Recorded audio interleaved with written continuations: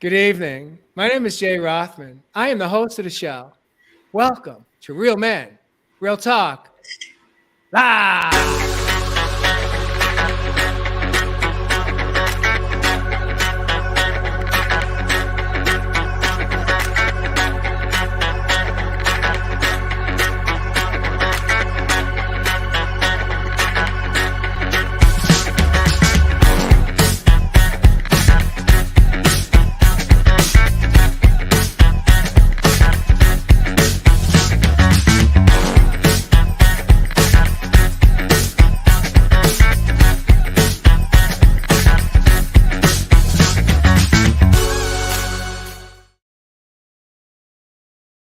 Welcome back to Real Men, Real Talk Live. This evening, I'm excited to introduce my co-host, Josh, aka Jay Ritter. Josh Richard coming in from Southern California. Welcome back, Jay Ritty. Great to be here. Excited for tonight. Yes, yes, yes. We have Everslove Heath. His work is all about the work of the heart, and he calls Australia home. He's an Aboriginal from Australia, the man of the land from down under. Everslove, welcome back to the studio tonight. Damn, I felt that was a call out for the car going into the ring. I like that one, Mr. Jay the Rock Man. None tonight. We're gonna set the show up tonight to really. All we got to do. Our intention for tonight is just touch one person who's in pain, one person who's seeking answers, one person that's sick and tired of feeling the way they're feeling.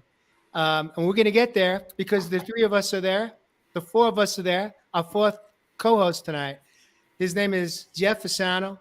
He resides in Nashville, Tennessee. He's making a difference today in the work he does. Jeff Fasano, welcome back to Real Men, Real Talk Live. It's good to see you guys tonight. Greetings, everyone. Let's ask this big question. So here's tonight's episode is number 140, 140. What does that number mean to some of you people that may be into numbers?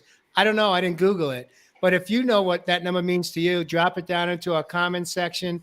Viewers, welcome back. We love you. Without you, it would just be four men showing up and having deep conversations about the topics that men always are running away from or hiding from, but not here on this program, on this talk show. It is about us going in deep and touching each other, honoring each other, respecting each other, no matter, even when we don't agree with each other, we hold that space. And so tonight's episode 140 is all about what is convenient about giving up the right to be yourself. Now, yesterday was a production meeting. Two of us, myself included, and Everslove were not able to make the meeting. So we just turned it over to Jay Ritty and Jeff Fasano to come up with tonight's topic. And I read tonight's topic at least 3 or 4 times. And I have no idea what it means. So Josh, since I believe this is a topic that really you set us up for tonight, I'm going to invite you to set the stage, get us hot, light us up so we can kick off the show and drop some wisdom hits tonight for our viewers and guests that are tapping in perhaps for the first time. What does this topic mean for you tonight? What is convenient about giving up the right to be yourself?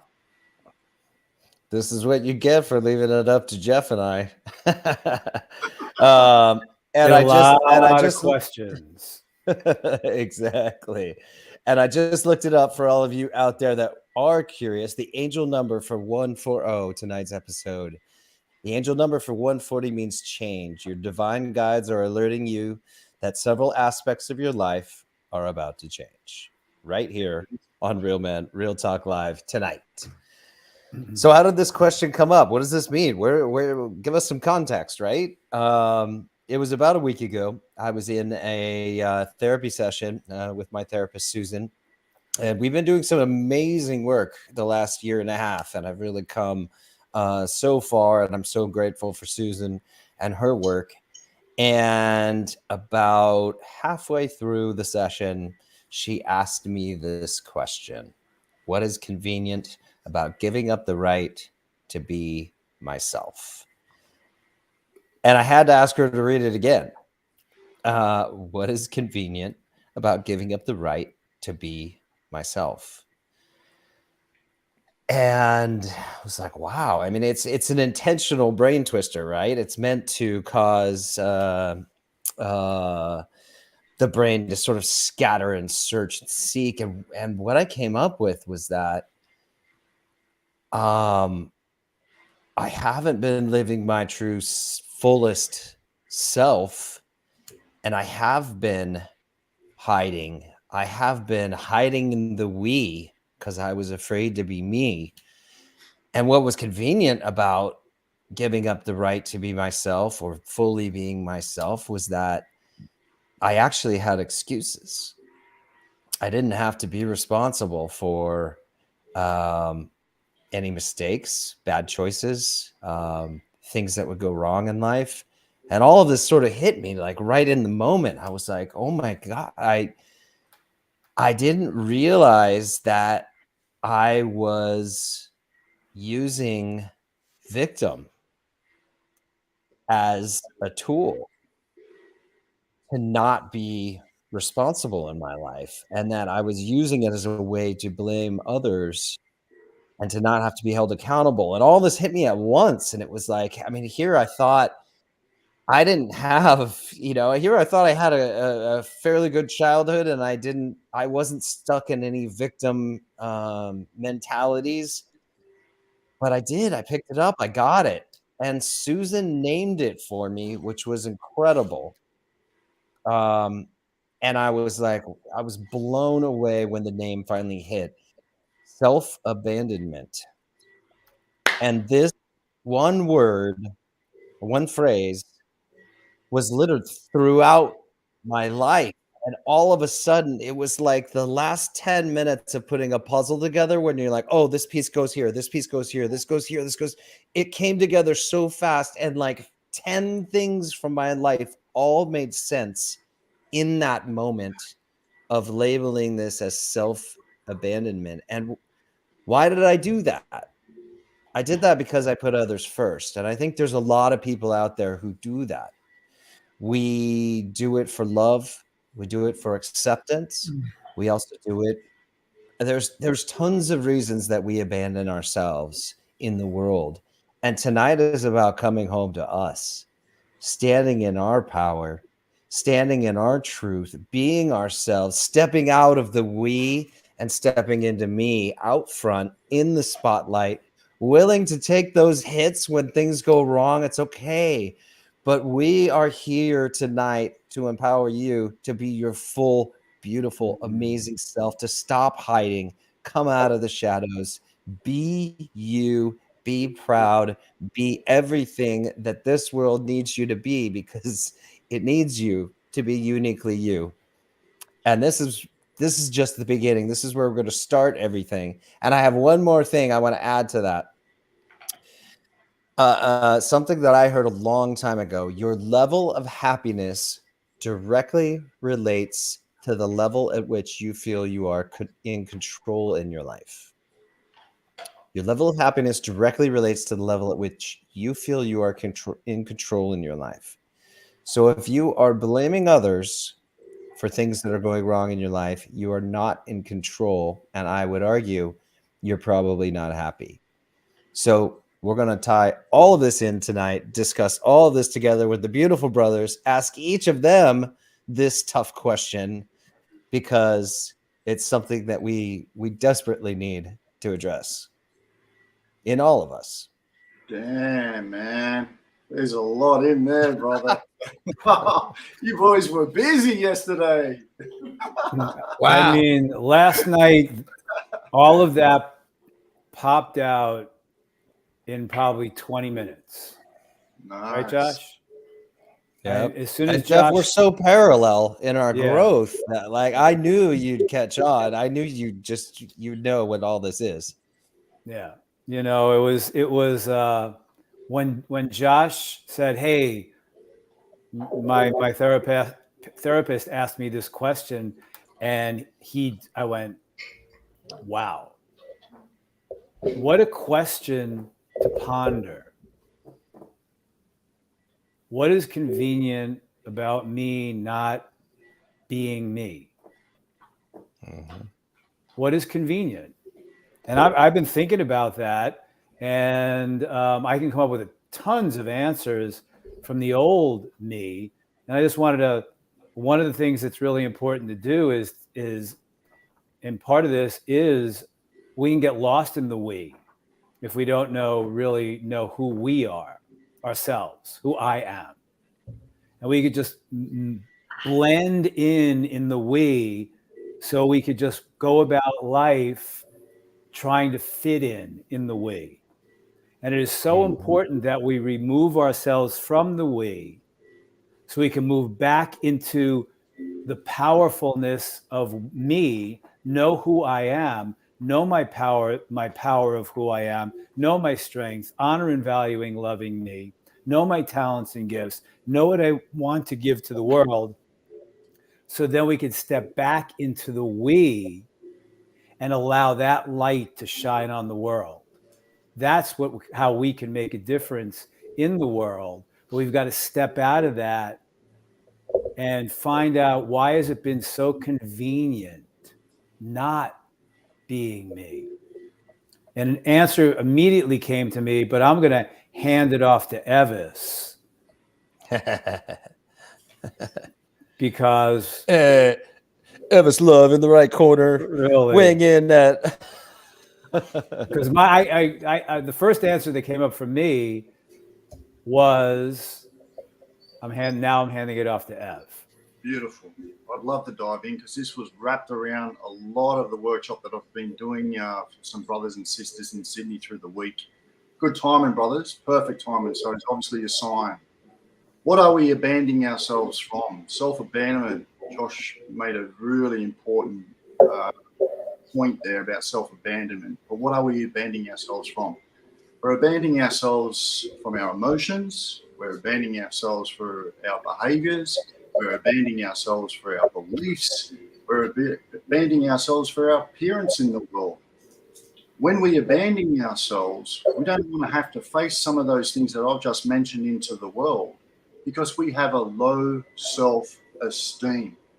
When we have a low self-esteem, we have low self-worth. When we have low self-worth, we have low self-value. When we have low self-value, we have a low self-image.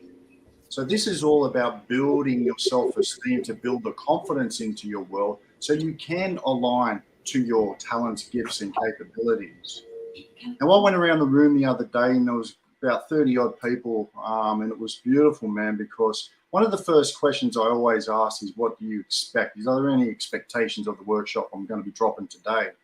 And then the next thing I do about mid-morning is I ask everyone, what are some of their talents, gifts, and capabilities?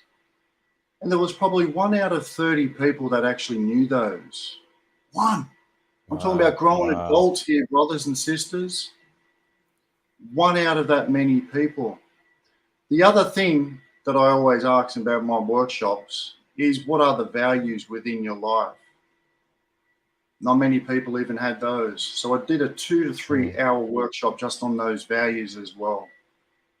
So when we come back to our values within our life, the convenience of having to live through someone either vicariously or giving your life to them, and you being breadcrumbed all your life, yeah, it may be convenient, but it's you not taking ownership of your own life.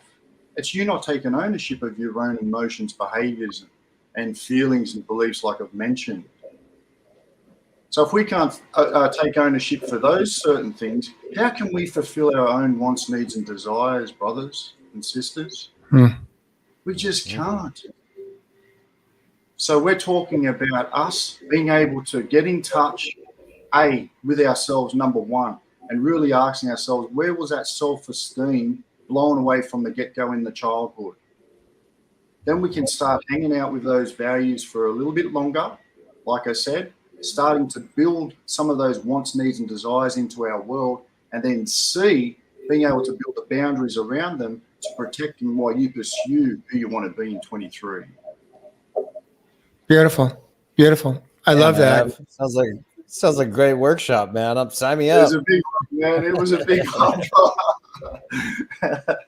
You know, Josh, I love what you shared about the epiphany for you. Was that it was you described it with 2 words: self-abandonment, and that's the work that I do in the land today. That's the work that I love to do, which is really, it's about reconnecting at the soul level with the part of ourselves that we abandoned unknowingly when we became that young adult.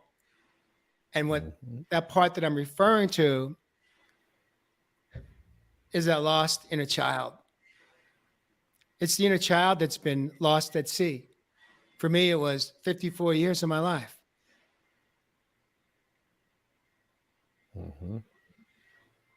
This journey that we talk about of coming home, this journey of coming home to inner peace is a part of it. A large part of it is coming back home to the part of ourselves that we abandoned when we became that young adult, because what we didn't know is, you've heard me say this before, gentlemen. I didn't think, I had no consciousness around what happened to that little boy that became a young man. And the first time I think I abandoned him was when I put on my first men's suit with a white collar and a tie and polished shoes. And I looked in the mirror and I said, this is who we are. And that's who I became a businessman.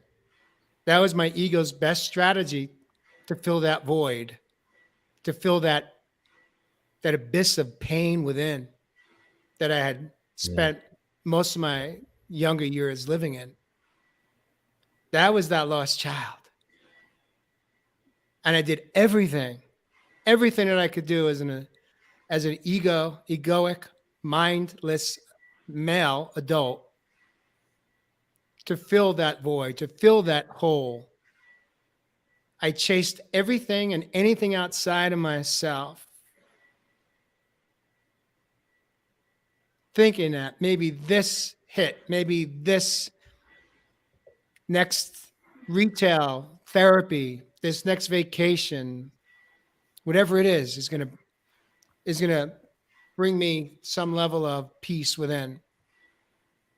And the truth is there is nothing outside of myself. It didn't matter how much success, how much wealth, how much money, how much food I ate, how much comfort I tried to give to that part of myself that I had abandoned. And we know today that, many of us chase a dream outside of ourselves, thinking that that's going to bring us home. And most of us learn that it won't. It's a false illusion. It's not going to bring us to what we're talking about tonight. So Josh, I want to bring it back to you because I just shared a little bit of my truth. I didn't know what I didn't know. And this journey is really about reconnecting with that part of ourself that we abandoned, which is our younger self. And that's really what this work is about. This topic is about just that. I love one of the lines that you guys came up with yesterday. I want to share it with our viewers right now, as I take a moment just to allow it to really drop in at my own heart and soul level. Are you hiding in the we and not being the me?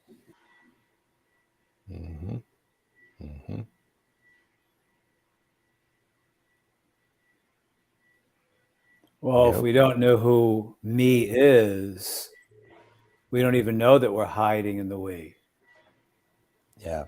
Like I said earlier, it's about moving out of the we, learning about the me, connecting with the me, stepping into the me, and then reinserting ourselves back in the we to allow our light to shine on the world and bring ourselves to the world, who we are and our talents, gifts, and abilities, to give ourselves to the world. We have to step out of that to know who we are and take that inner journey to heal those wounds, to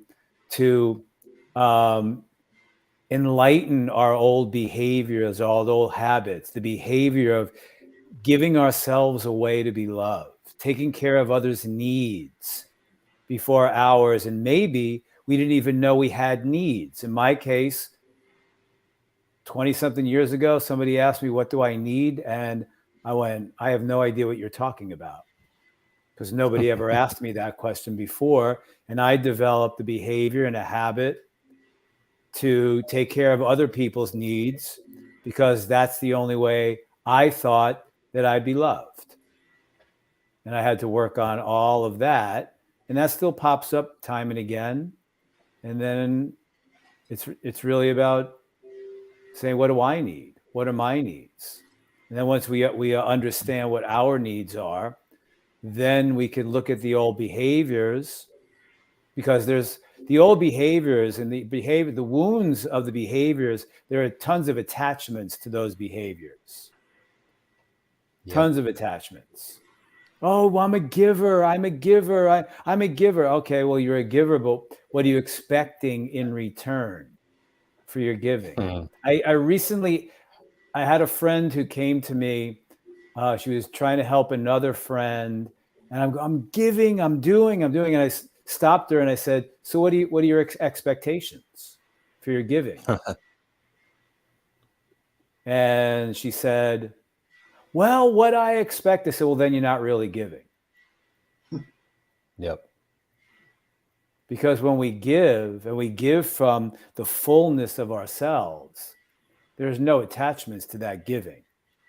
We're just giving, we let it go, and then we open our hearts to receive love. That's the flow of life. When we know who we are, when we really honor and value ourselves, the step is to open our hearts to be able to give and receive love and be in that flow of life. My heart is open when I give. My heart stays open to receive. The other way around is that I'm giving with an attachment. I'm taking care of your needs with an attachment that you will love me, that you will take care of me. When we're fully in the power of ourselves and being who we are, we're in the flow of life in a balance of giving and receiving with no attachments. That's when we can stand in our power as the adult. But the old childhood wound, and this is what came up for Josh and I last night, was how many times have we abandoned ourselves by giving ourselves away and taking care of the needs of another? That's the one that hit home for me with an impact. And I don't do that anymore, but I used to do it, and it was fraught with attachments. I remember dating a woman once years ago. Well, I did this and I did this and this, and she was breaking up with me. Like all of what I did in the year or two we were together she was supposed to stay with me and love me. I look at it and laugh now, but back then, 20 30 years ago, and I didn't know any better, that was my wound. And that's the thing that we have to go in, and that's a part of what Josh and I were talking about last night. Beautiful. Beautiful. What are you hearing coming through, Josh, right now? So much, Jeff. I mean, yeah, that old hurt part of ourselves and when you talk about giving to get and that not being clean and that not being pure, I was for sure guilty of that. I had a long relationship years and years ago that I kept score. And if you're keeping score, scorecard, huh? If you're keeping score, it's not clean at all. You're not giving from a pure, loving place. What it means is you're not expressing your needs, your desires. You're hoping that the other person will somehow through ESP pick it up. And hoping that if you just shower them with love and all the stuff they want, that they're going to turn around and give you all the stuff that you want. Meanwhile, neither of you are talking about any of this, and you're secretly keeping score. Well, I did this, I did this, I did this for them, I did that for them, whatever, blah, blah, blah. So I did that for 8 years. It's not fun, and it's awful, and I feel bad for anybody out there who is living that way. But yeah. What it means is that I didn't know how to love myself. I didn't know how to communicate needs, desires, or things that I wanted. And what I'd really love to talk about tonight with you guys is how if there is anybody out there who doesn't know, how can we start identifying some of these things? How can we start? Maybe I'll throw that to you, Ev. You just did the workshop on it. How are you guys pinpointing for people who this is like as if we're talking a whole nother language right now? And you bring up a beautiful point, man, because when I mentioned, the expectations that anyone had within the room for the day, basically, many of them just said peace. I just want some peace. And when I think about, for someone to find that inner peace, I mean, we've talked about many things for that. But when you're talking about really understanding your own values, wants, needs, and desires, I said if you want peace in your life, brothers and sisters, let's start looking for the simplicity of life. Have you ever thought of your needs just as shelter, clothing, maybe food? You see, we try and overcomplex things for our needs. Now, it's a total different story of our wants. See, that's when we're falling into the flesh and the blood of the material and the physical world. But when you think of your needs, you've just got to keep it simple to those things within your life that you need most. Now, the magic comes from the desire. Desire literally means of the stars, because we still use desire in 3D to manifest down here. So your desires could be many things. But what I love helping people align their desires to are their intentions within their life. It's that vision that I was talking about earlier within their life. Because then when you can start desiring a particular thing, and you've got to be careful of the certain things that you desire in physical form as well, not fall into the temptation side of things, but using desire as a manifestation engine to fulfill some of those wants, needs, desires within your life is really the key. But keeping it very, very simple. And like I said at the start, always aligning them to your values. So, for example, if your value was family, do you think one of your needs is to work your ass to the absolute ground and burn yourself out without spending time with family? Probably not. So that's why we've got to wheel this all the way back and ask ourselves, are some of those needs within our lives even our own? Because many of those brothers and sisters, when I broke it down, they just went, boom, shit, this was mum's and dad's needs. This was grandfather's needs. So, yeah, man, this gets deep. Yeah. Whew. I just got chills there because that's very powerful what you just shared, Av. Most of us are, when I say most of us, I'll speak for myself. I was unconsciously showing up in my life, not understanding that what happens in many, many homes and many families is that our mentors are our teachers are our ancestors. And then we spend, we grow up, we become adults, and then we start blaming mom and dad for all of our woes. And here's the truth. It's not even our mom and dad. It's not even our grandparents. If you go back, if you have the ability to go back and really hone in and understand that it can go back not only decades, but a century or more. It goes back to the values, the core values and principles that have been handed down. I call that the inheritance. The inheritance that keeps getting handed down. Now, what we get to do in this moment right here, right now, on this date in 2023 on Real Men Real Talk Live, for ourselves and with our viewers and listeners, is we have the opportunity to change the legacy within our own family. When we understand that we've been attached to, holding on to these so-called values that go back 100 years or more in our family lines. And if we really look at, we don't have to go too far back, look at our parents, look at our grandparents. We could see that perhaps these values didn't serve them. They were living in pain, many. They were suffering, just surviving, wars, and more. But yet we now have this opportunity to change the trajectory of 7 generations in front of us.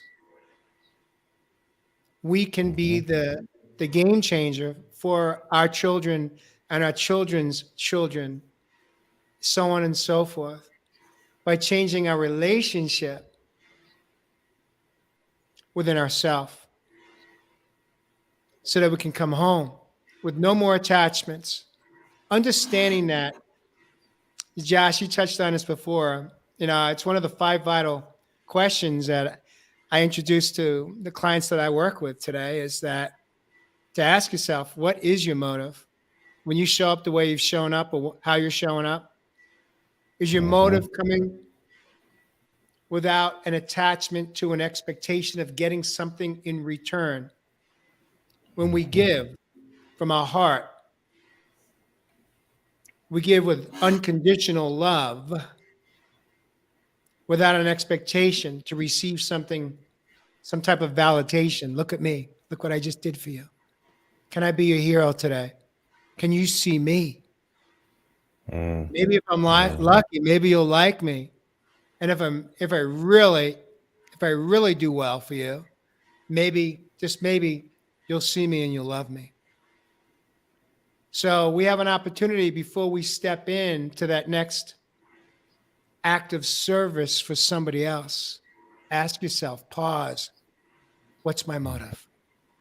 And if I have any attachment to an outcome, then maybe I get to say,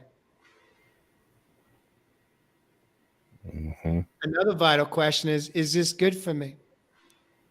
Is it good for me?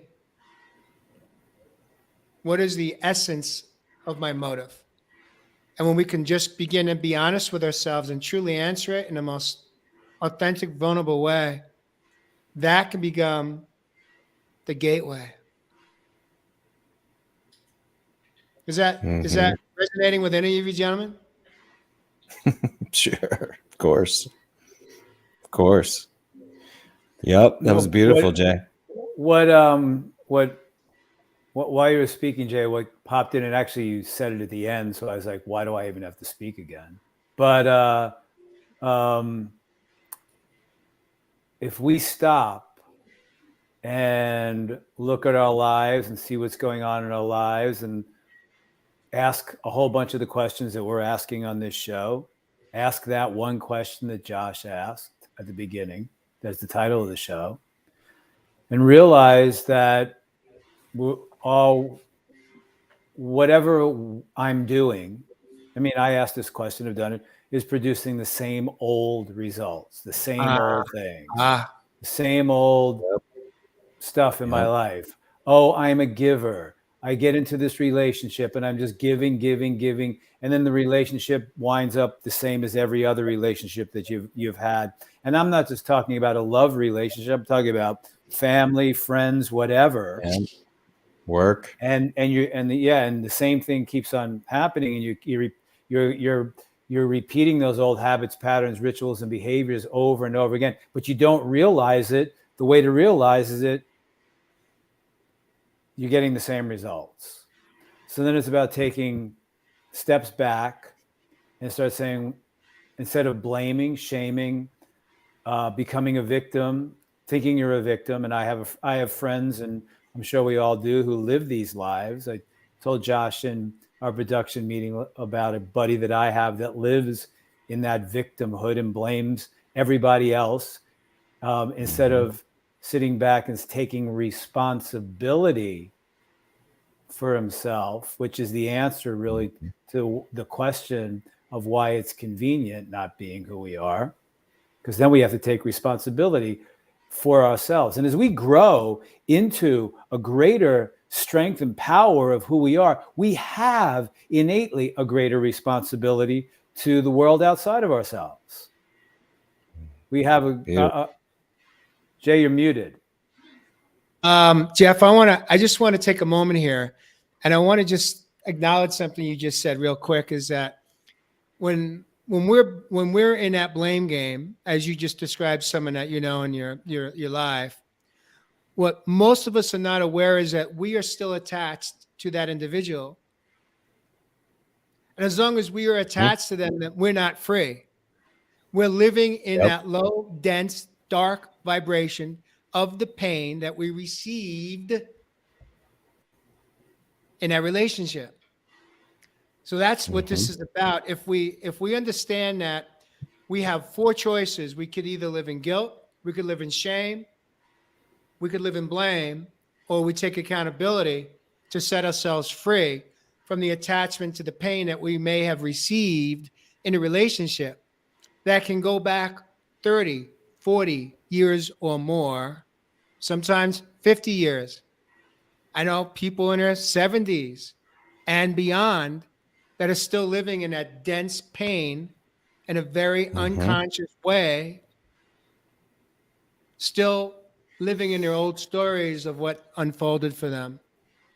And here's the challenge of that, Jeff, is that we don't understand that as intelligent as our body is, a body is not able to decipher when we are back in that old story, when we are back living in that blame and anger.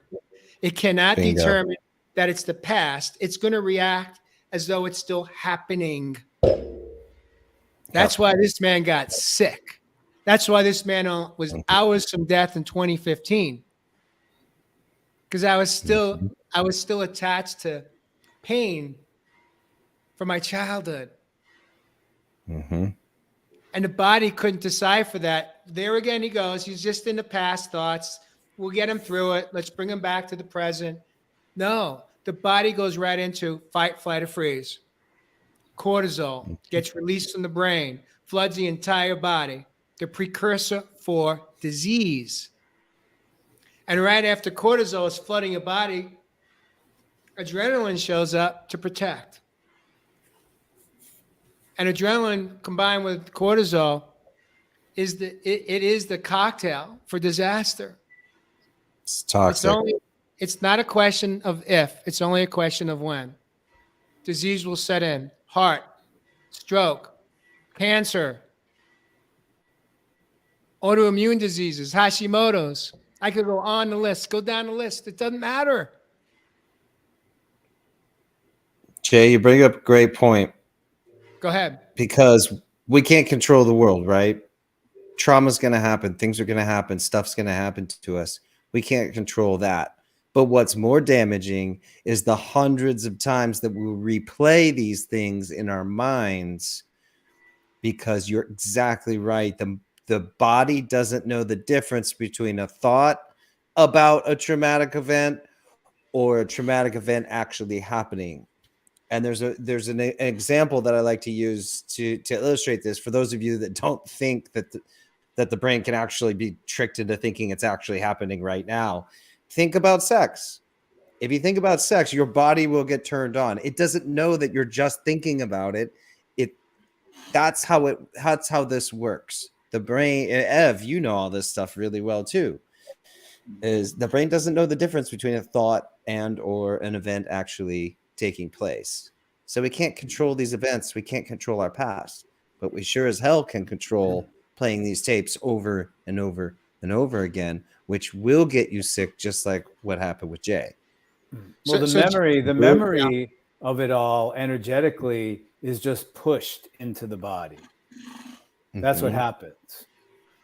You know, if we decide to avoid feelings, if we decide to avoid the trauma, if we decide to have these old tricks and habits and patterns and rituals and behaviors that we use that will allow us to just avoid what's coming up, we just stuff that energetically into our bodies and through our physical bodies. And I've experienced this, as you're purging it, if you're taking the inner journey, doing the work, you're going to start disrupting that, and that's going to start coming to the surface. I mean, I at times could physically feel the pain in my body from where it was stored. I mean, it's just amazing. I had a situation a couple of weeks ago where something triggered me, and I literally felt the pain of it in my solar plexus, and then used tools to move through it. But the thing about it is we develop these old behaviors or habits or rituals or patterns to avoid that.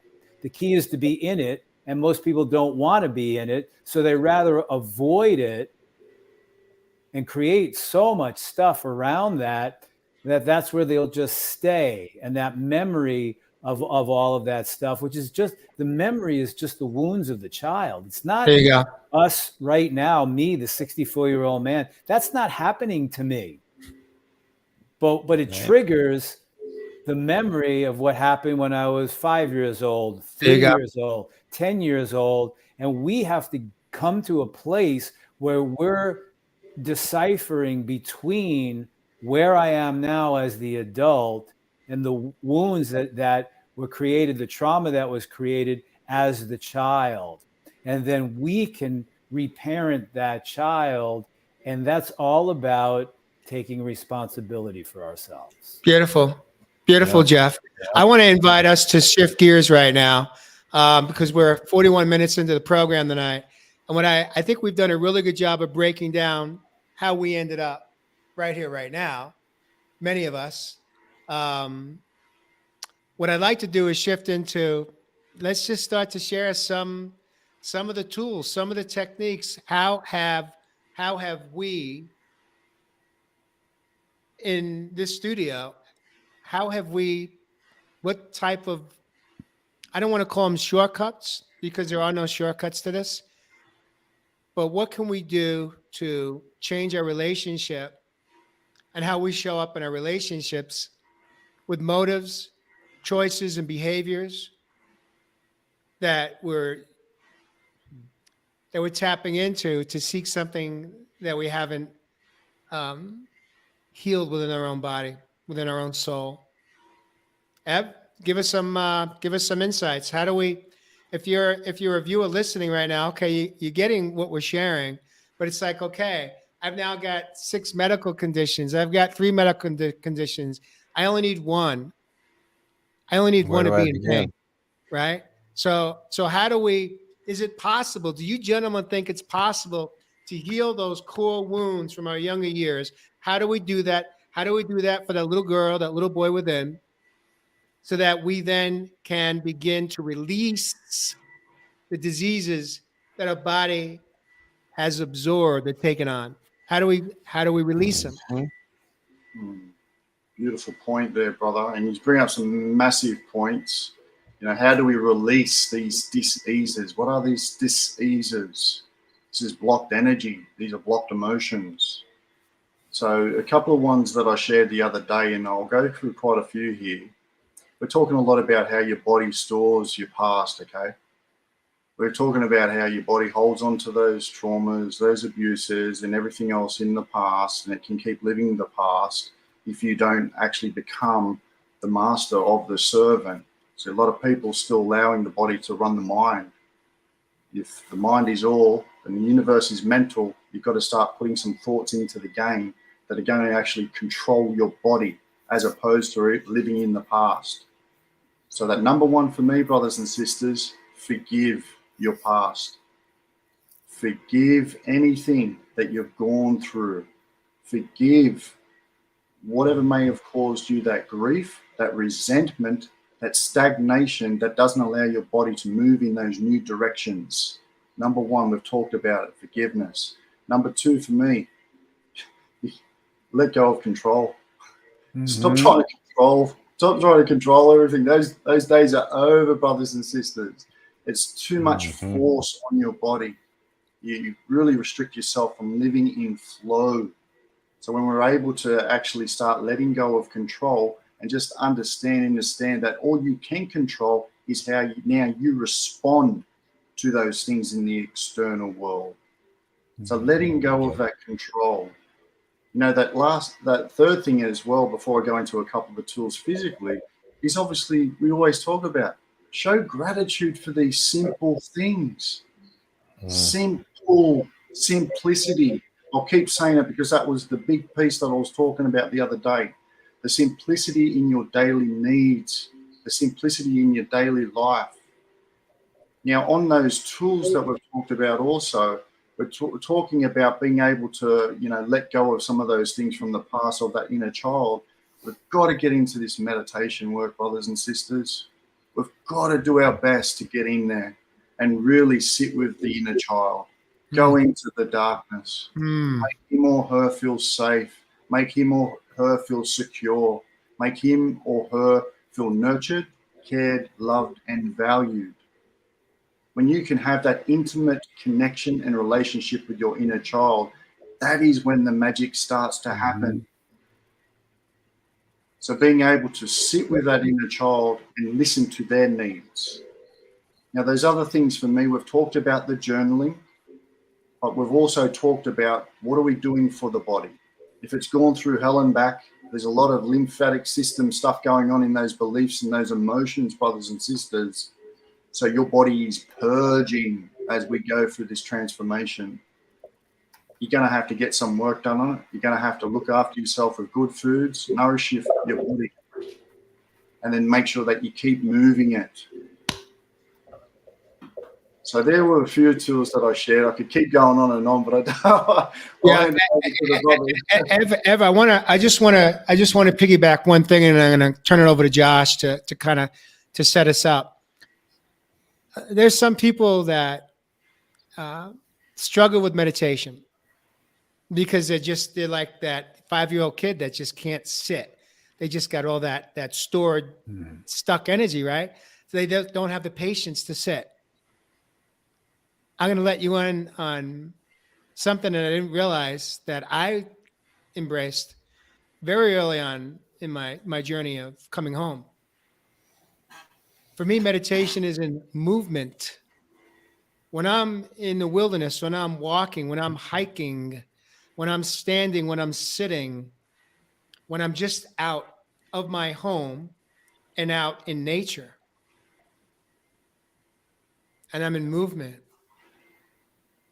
I'm in meditation, I'm in prayer, I'm talking to that little boy within, I'm sharing mantras with him, I'm talking to him, I'm telling him how much I love him, how much I adore him, how much I missed him. Because what needs to happen for our inner children is they've got a wound around trust. Because if you recall, Josh said we learned recently that it's self-abandonment. So if we think that that little boy or little girl, just because we show up today, is going to trust that we're going to show up tomorrow for them, it's going to take some time to renew, rebuild, reconnect, refresh that relationship with the part of ourselves as the adult that we unintentionally walked away from, turned our back on.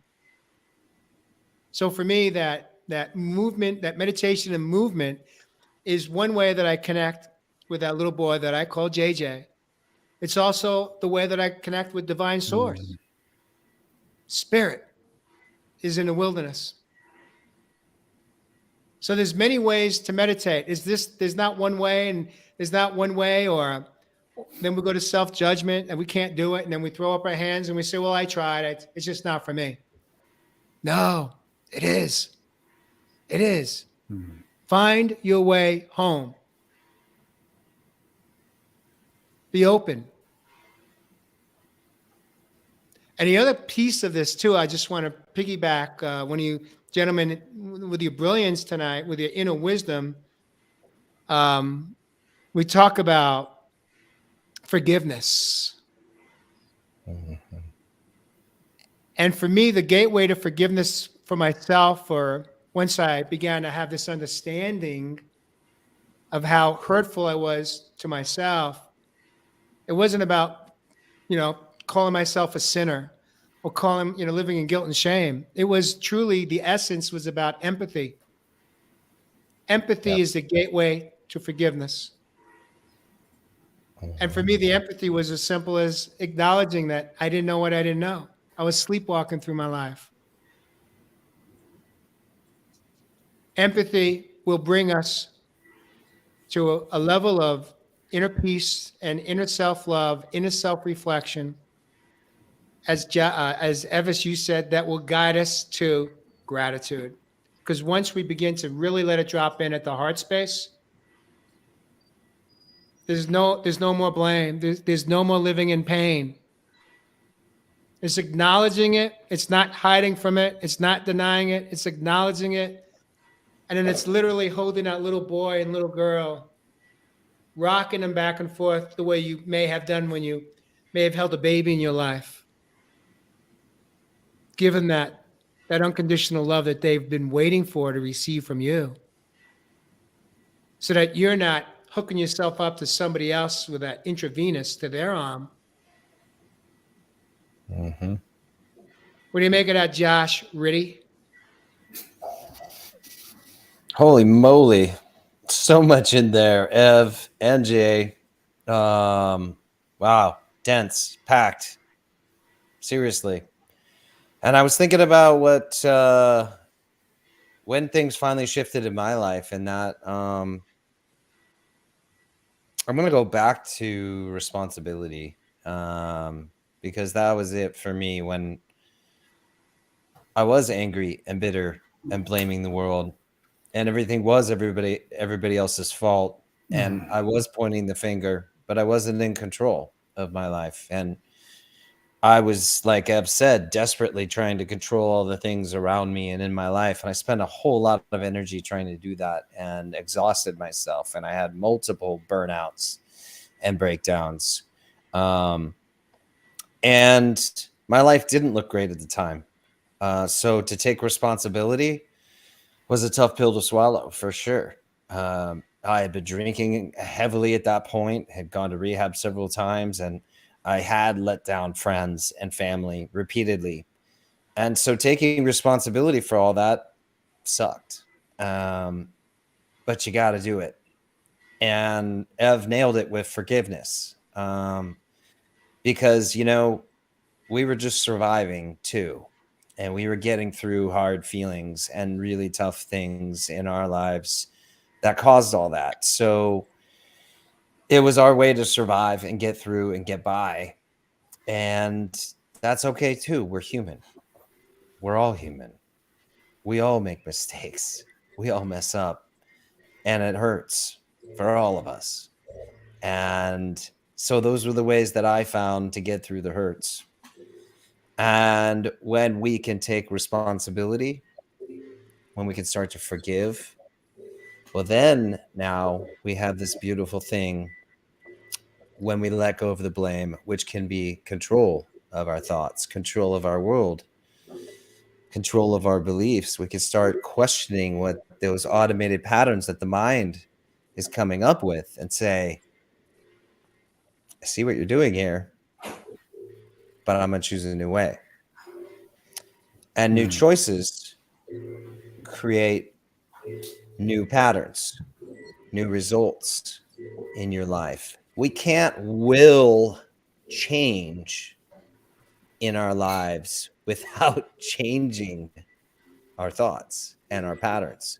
Believe me, I tried that too for a really long time and really hard. I tried to will and vision board and manifest. I mean, I went to every seminar on the planet looking for that aha.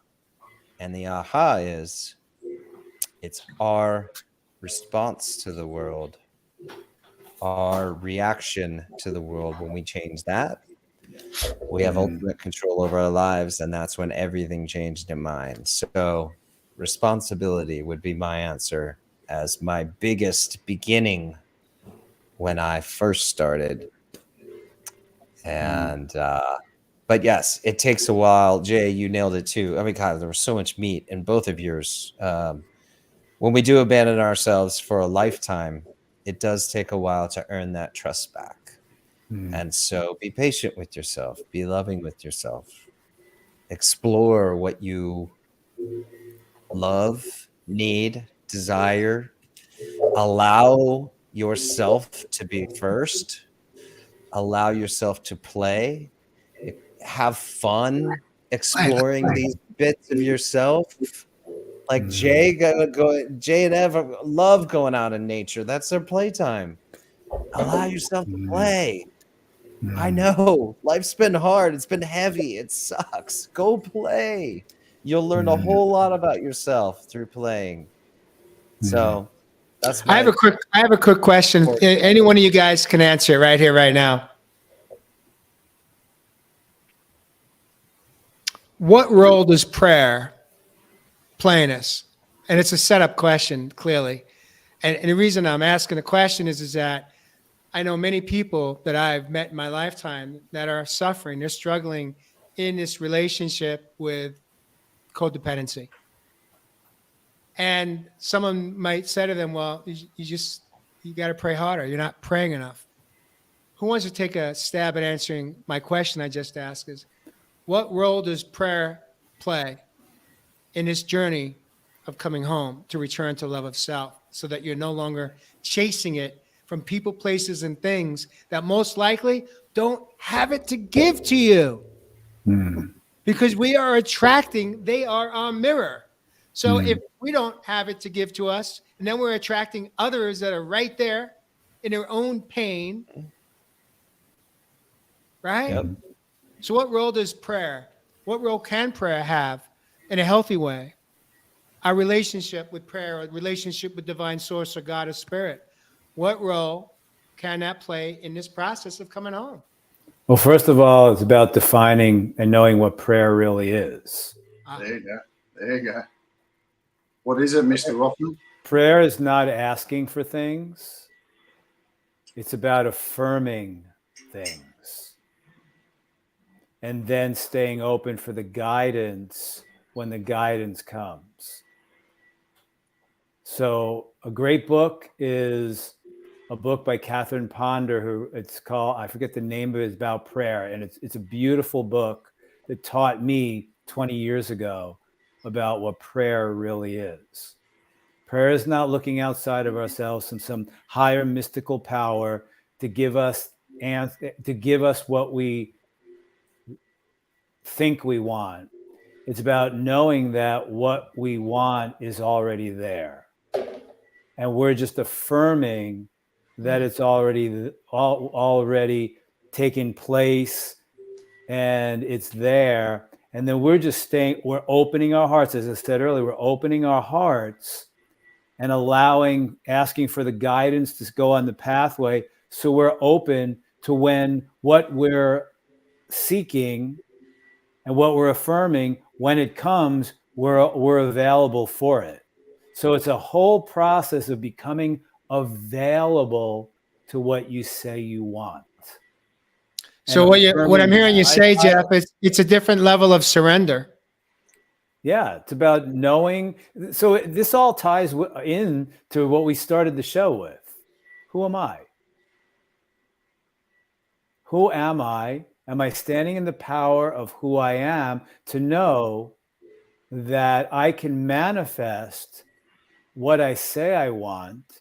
It will manifest, but we're not in control of that. And it's not always going to come the way we think or envisioned it. It's going to become exactly what we're ready for, where we are in the process of our personal life and what we're doing. Prayer is not about asking for a miracle to save us.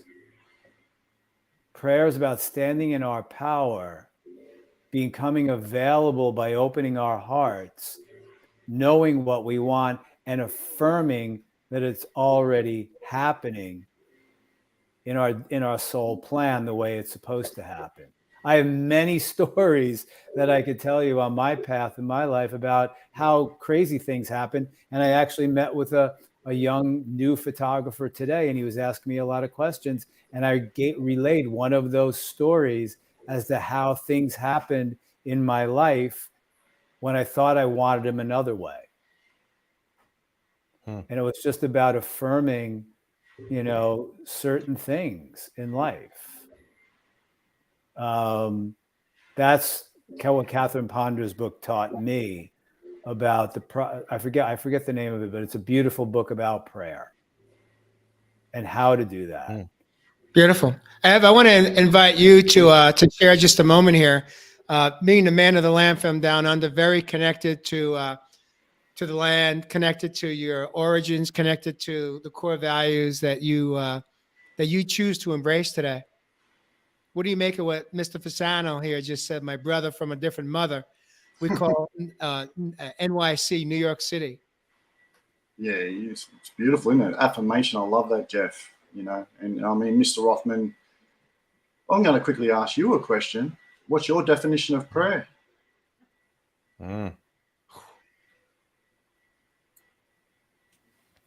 Wow.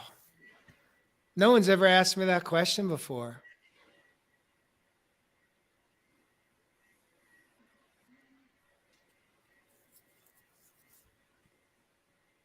I'm going in deep to answer this one. So forgive me for pausing. Forgive me if I get emotional.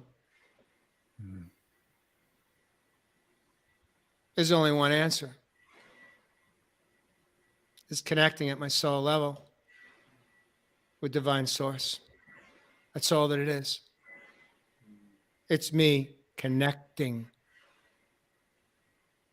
And it's having this intimate relationship with myself and source, divine God, that I didn't know was possible in this man's body. I left my faith when I was 14.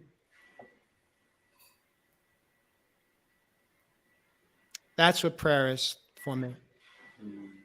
It's weeding out the static, the noise, the thoughts, the values that were programmed into me from my ancestors, from school, from temple, synagogue, the playground.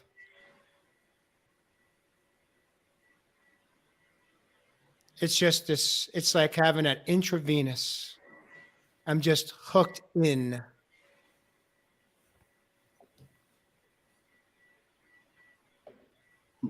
That's the true essence of what prayer is for me. Magic, brother.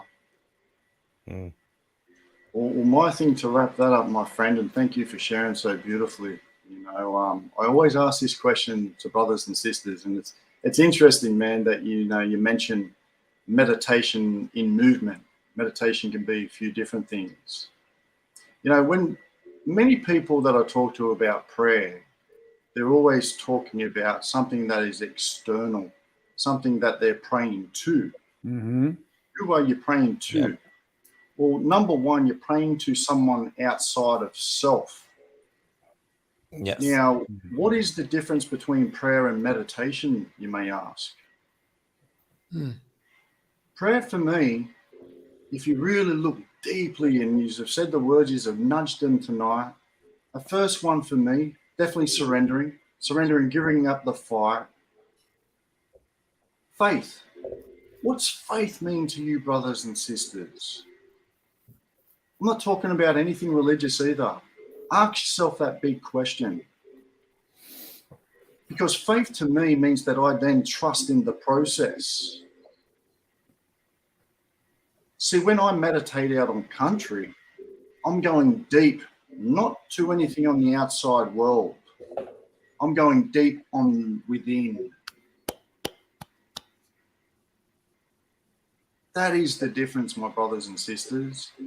That's why we have to find the time to meditate. Because you are going on the inner journey.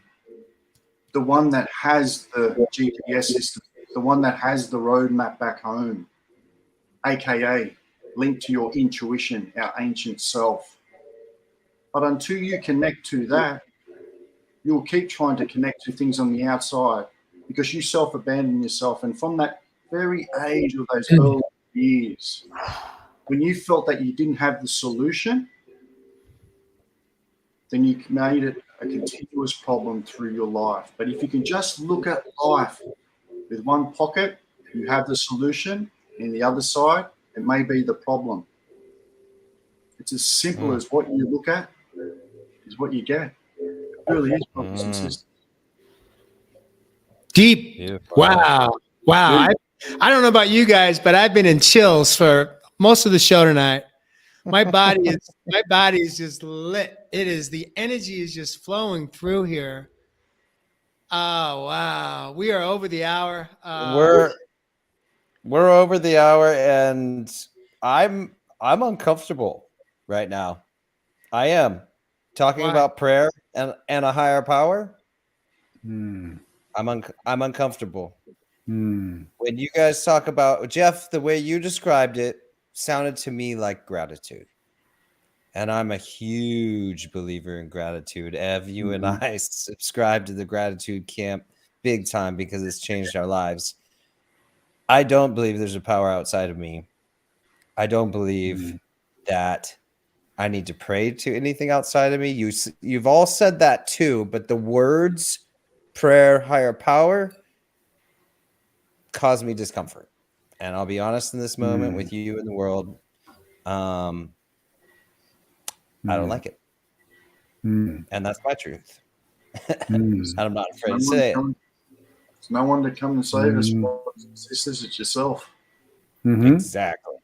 Coming home to self has been the most beautiful journey I've done in my entire life.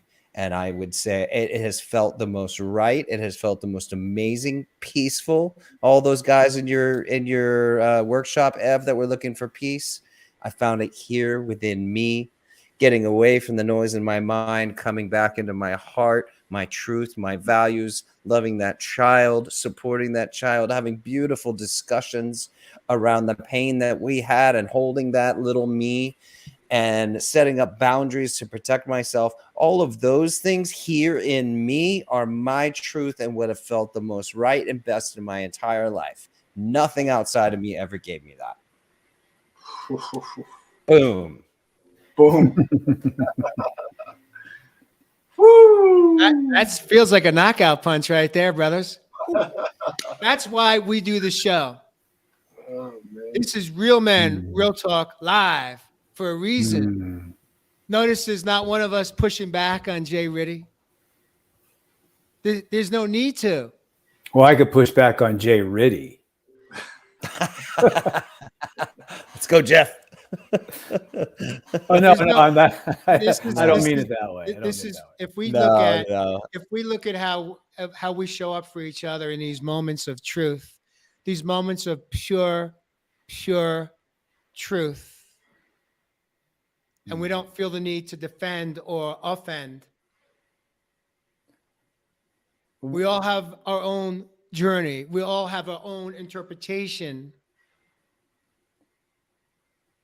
without judgment. We're all saying the same thing here. Okay. Folks. That's what I heard. We're all saying the same thing. I mean, we've said it for 139 shows and now in the 140th show that it's an inner journey. We're only going to find it when we go inside.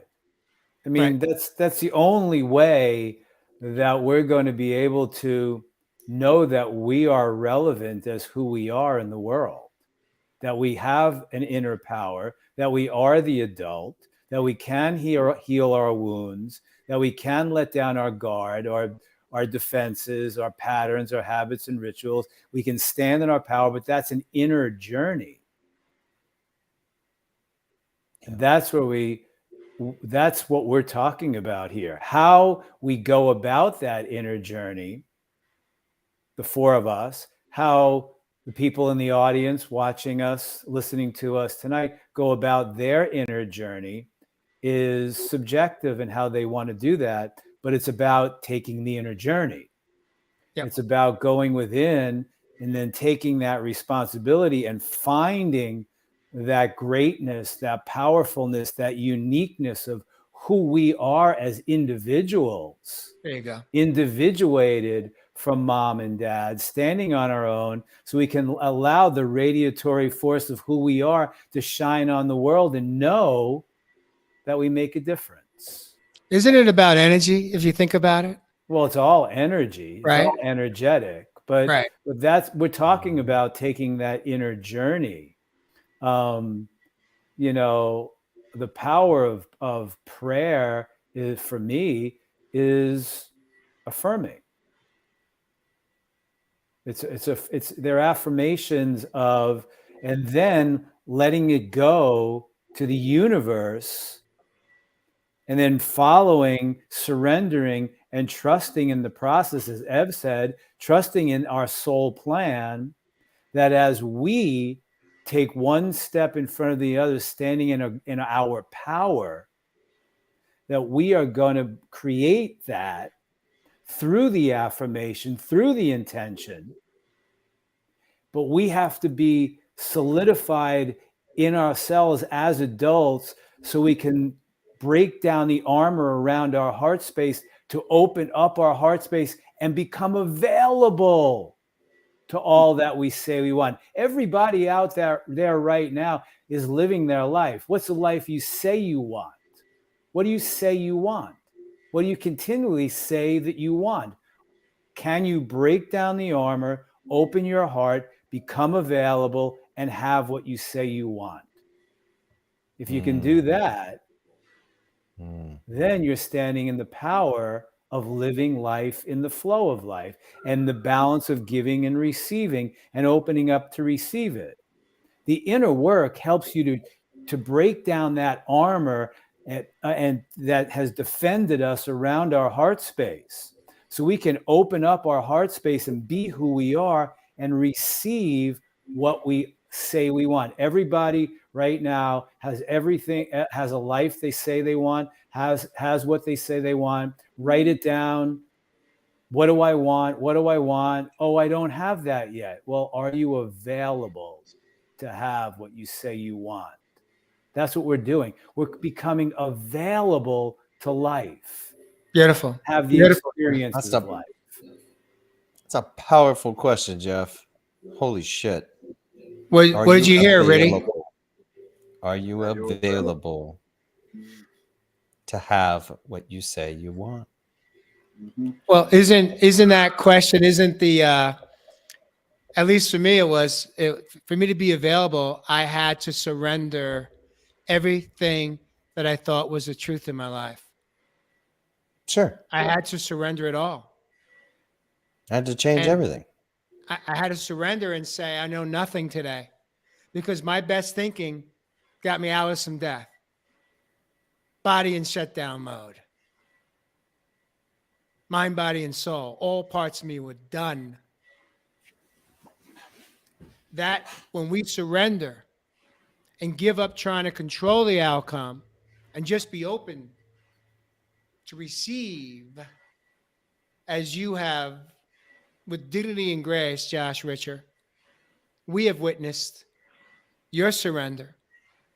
You may not coin it that, you may not use that word as part of this journey that's been on steroids for about a year now. What are you making of this, Av? What do you want to? How do you want to even break this down? I want to just take a moment before you go there. Hey, Josh, I just want you to know, man. I just want to acknowledge you, because it takes courage. The first of 5 C's. It takes courage to speak your truth, like you did about 10 minutes ago, to share with all of us worldwide, across the globe. We got viewers coming in from countries all over the world. And to share your truth, that you're not comfortable with where we had taken our conversation tonight. And for you to be able to feel safe enough with us, I want to thank you. And I want to acknowledge you. So thank you for that. How does it feel, Josh, to have expressed your truth tonight? It's amazing to be unapologetic for yourself after a lifetime of hiding and being afraid, right? Afraid of what others will think, afraid of rejection. Don't rock the boat. Stay quiet, bite your tongue. Josh, I'm going to I know that so well. I'm just going to swallow it, because if I state my truth, speak my truth, state my needs, it's going to cause a conflict and I'm not going to be loved. So I'll just keep on swallowing it. I lived that for a long, long time. Yep. I'll just stay quiet, meander around in the we, you know, Hide in and the then shadow. in the shadow, just Hang take back here. enough, you know, not rock the boat, keep quiet, and then everybody's gonna love me. But you know what really happens? Eventually you explode, because you've stuffed it and stuffed it, and then it explodes. Yep. And And it explodes doesn't in come out so pretty. many ways, and it doesn't come out pretty. No. And you project and vomit it out into the world, and in many ways that's uncorking what you've repressed and suppressed and stuffed for a lifetime, and that is not healthy. So that's when we talk about in a spiritual community that we have a throat chakra that's been shut down. That is what the essence of what that meaning is, Josh. What you and Jeff have just dived into is that when you just start to open up the throat chakra and give yourself permission to express your truth without fear of retaliation or fear of rejection or fear of judgment, there's freedom in that, my friend. Yeah. We still love you, Josh. I figured. but that's the truth, right? Isn't that the truth? Yeah. That's the essence of it. Yeah. If I state my needs and speak my truth, it's going to cause a conflict and they're not going to love me. So I'll just keep on swallowing it, and then they'll love me. And then we start to realize why they're not loving me. But I'm not stating my needs and speaking my truth. You have to love me. And then what happens? Let's fast forward. Let's go into the future. Let's take a trip to the future. All of a sudden you're in a relationship and you have this epiphany that Josh shared tonight, which is it's time to open up my throat chakra and speak my truth. And if you've been stuffing it, you've been swallowing it, and all of a sudden you have the courage to step into your truth in an existing relationship, how well is that received by your partner? They're gonna be like, "What the fuck? What is it? What is this?" Right. They're going to push back. They're going to resist, most likely, because if they've been accustomed to controlling the tempo, to controlling the board game, because that's what we've been playing in is a freaking board game. They don't want to lose.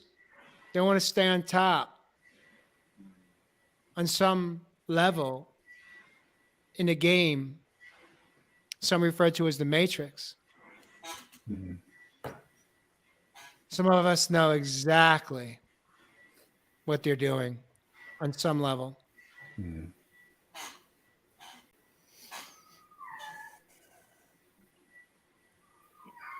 Good show, gentlemen. Dude. Good show. I don't know about you guys, but I'm still in chill right now. And that for me is always affirmation that we've spoken truth tonight. Mhm. We've spoken our own truth tonight. Each one of us showed up tonight. Each one of us shared parts of our own journey. But ultimately, Ev, I'm going to invite you to close us out tonight. You've been such an active listener, honoring and respecting this amazing conversation. Put a pretty bonus show and call it a wrap. Yeah, beautiful show, brothers and sisters. And yeah, man, there's some deep dive and gold nuggets in there tonight. And you hit it with that last word, Mr. Hoffman. I think you hit it right on the head. Listen. Are you listening? Or are you hearing? Listen to those two words and ask me what is the difference between the two of them. See, many of us, we're listening, but we're not necessarily hearing. See, that was one skill that I learned and that we're very taught from an early age in our culture, is to know how to hear. Hear. You're present. You're present with yourself when you hear.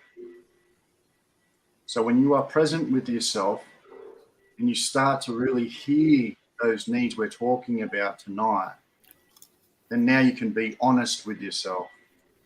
And we may not self-abandon ourselves like we did as the child. We can actually align to some of these values, to some of these goals, these intentions within our lives, and be able to really flow with life as opposing to force through it and coming out like the wounded child with our behaviors. It takes hard work, brothers and sisters. It takes a lifetime of work. And as you can see tonight, many of us, we are still going through it. So all I say to you now, my brothers and sisters, is really hear what that child is asking for. And ask yourself, what are those values within my life to align to some of those needs that I truly desire to be me in 23? And it really is as simple as that. Beautiful, Ev.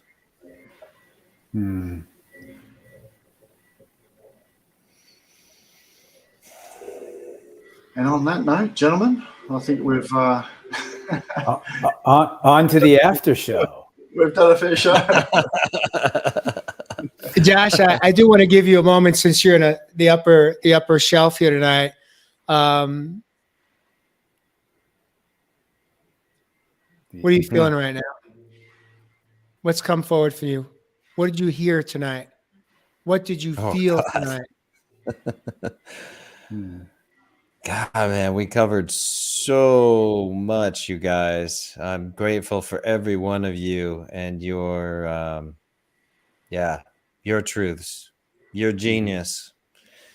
This was beautiful. I had an amazing time connecting, discussing, and hearing from each of you what did it for you.